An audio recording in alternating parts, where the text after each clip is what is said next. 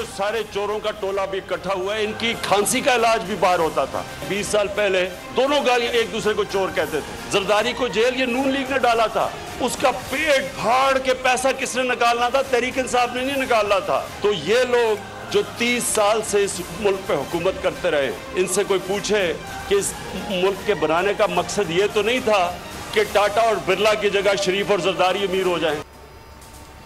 एक दूसरे को चोर कहने वाले फिर इकट्ठे हो गए। वजीर आजम इमरान खान ने ऑपोजिशन को निशाने पर रख लिया। फैसलाबाद में खिताब में कहा, पेट फाड़ने के दावे करने वालों ने पेट मिला लिए हैं। जरदारी चोरी के पैसों से सियासतदानों को खरीदने आ गया।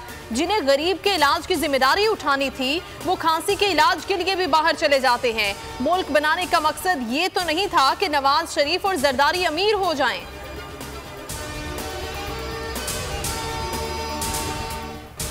मार्च शुरू होने से पहले इमरान के विकेटें गिरने शुरू हो गए हैं। इस्लामाबाद पहुंचने से पहले मजीद विकेटें टूटेंगे।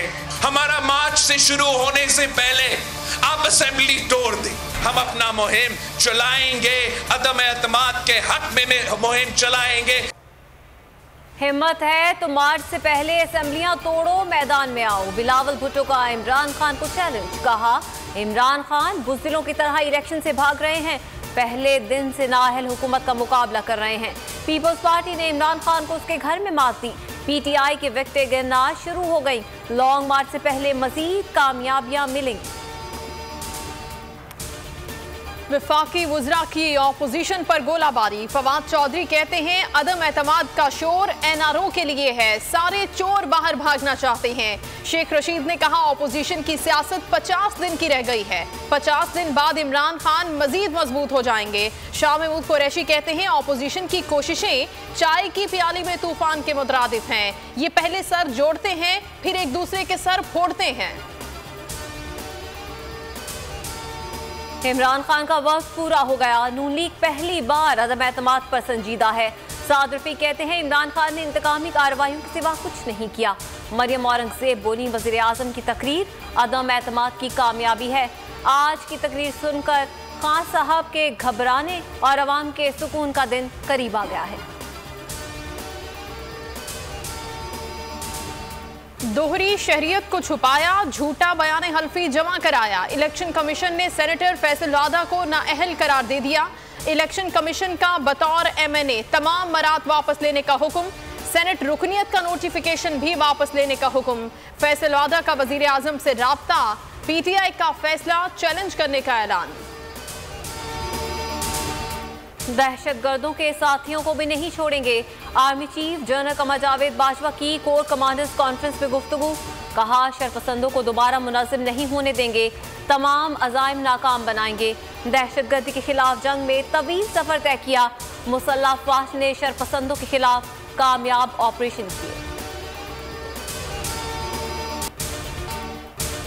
भारतीय अदालत इंतहा पसंदी के सामने झुक गई। कर्नाटक में बाहिजाब मुसलमान तालिबात के मामले पर अबूरी हुक्म देने से इनकार। केस लार्जर बेंच को भिजवा दिया। मामले पर पाकिस्तान का एहतजाज। भारतीय हाई कमिश्नर को तलब करने का फैसला। इंतहा पसंदों के सामने डट जाने वाली मुस्कान के हक में सोशल मीडिया पर ट्रेंड्स। समाजवादी ने दस्तखती मुहिम शुरू कर दी। जमीयत उलमाए हिंद का 5 लाख रुपए देने का ऐलान। ऑस्ट्रेलिया के खिलाफ होम सीरीज के लिए पाकिस्तानी टेस्ट टीम का ऐलान। 16 रुकनी टीम की क़यादत बाबर आजम करेंगे।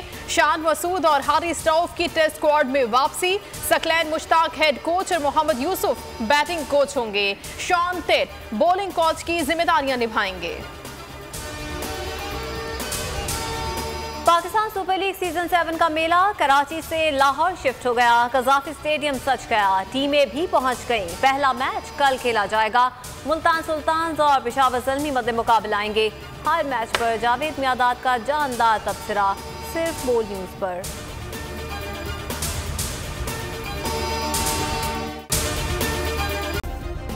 सब्सक्राइब करें और बेल दबाएं ताकि कोई खबर रह न जाए।